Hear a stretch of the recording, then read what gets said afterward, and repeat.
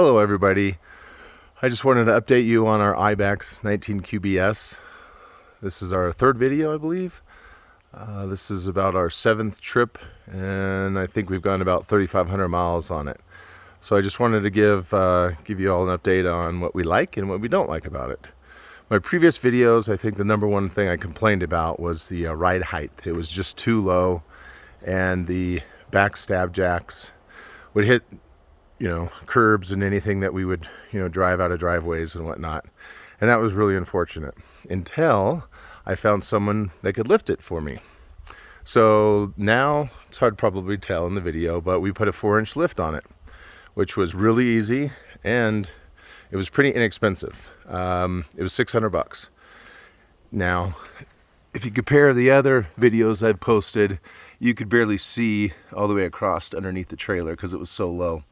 And now we've actually have to use the little, risers here, the orange ones, for leveling and whatnot, which is totally okay, except for the fact that these stab jacks aren't the greatest when you have them extended out pretty far, because it's still pretty wobbly. So maybe one day we'll upgrade to scissor jacks, or I don't know, maybe there's something else out there. So anyway, I've already done detailed videos on all the stuff that we have on the trailer, but just a little refresher here. We recently added the jacket bike rack right here by Lippert. Obviously we don't have the rest of it on because we didn't bring our bikes. Just one thing we found out the hard way is because the tongue is so short that when the bike racks stick up high, when we back up the truck, the bikes can hit right here when you're turning, but not a big deal. Hasn't been any major problems. Still have the two 6-volt batteries, and we have the solar on top, which has been working great. We just got back from a 12-day trip to Utah, and most of the camping we were hooked up to electrical and all that, but there were 1 or 2 nights that we were just using solar in the battery, and that worked out perfectly fine. One thing I will show you is I found this out by accident. We picked up one of those new Harbor Freight Predator generators, and look, it fits perfectly in the front storage. And this thing is great. Where we're at right now, this camping, we're just boondocking out here in the El Dorado National Forest, Mormon Immigrant Trail. No one else here, which is great. And of course, there's no hookups. The solar's been working fine, but I just wanted to experiment with the Predator generator, and that was running everything in the trailer. So that one works out pretty good. That's the 1400 watt, and it seems to work great. So I don't know if you can tell from this side, but the sewer outlet, that thing was extremely low, and it was always difficult when we would try to go to the dump station because it was just so low. There was no gravity that would help, all the waste come out. So now that we have the 4-inch lift on it, that's going to help out better. Haven't used it yet. Can't wait to try that out. One of my other videos, I think I mentioned that the bottom of the slide out was tearing. Right here, this was tearing the bottom of the slide. We took it back under warranty, and they replaced it with, I don't know, just some other membrane that's supposed to be completely waterproof, and so far it's not tearing. On the back of the trailer, we recently added the gray black water portable tank, which has worked pretty good. It gets pretty darn heavy, but it's worked out pretty good for us. Got pretty close to a tree there. So on the front, or on the side, I guess, we really haven't done too much. There's not much to do out here. Everything else works fine on the outside. So let's go inside.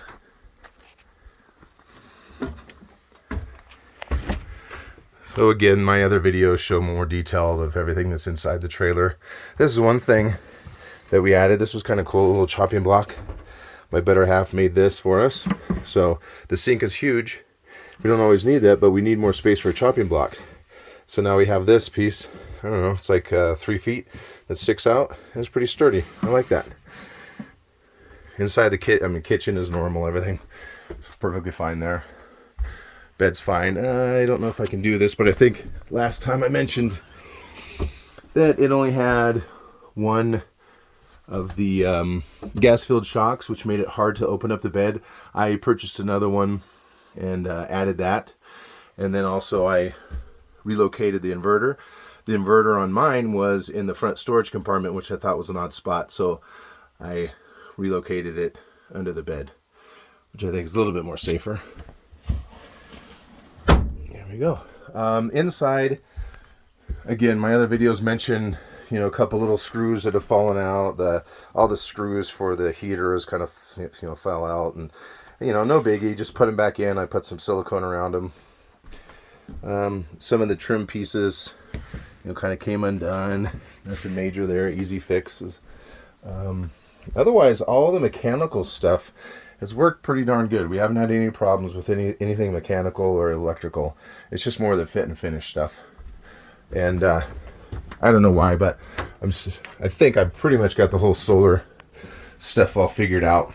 But just for some people that maybe be newbies like I was and I didn't know.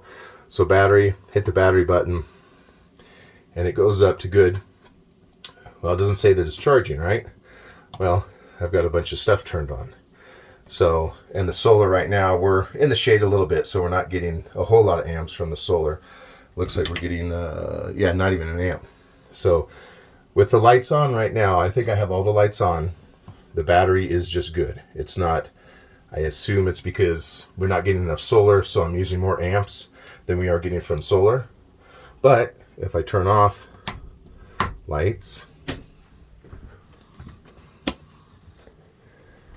then it says charging, because there's really nothing pulling except maybe a couple little items, and so now we're actually charging. So I don't know, I just thought that was interesting, because again, I didn't really know exactly how that worked on these travel trailers. Now I know. One thing that we noticed, the water, we weren't doing a really good job about keeping it dry, and now it's kind of in the causing the, I don't know, causing this to kind of welt up or bubble up. I don't know. So I think we need to probably put some of that tile up against it. I've seen people do that. It looks out pretty good. Shower's great. We love the shower.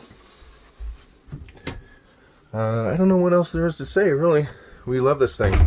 For 2 people and a dog, this thing is perfect. There's enough storage for us.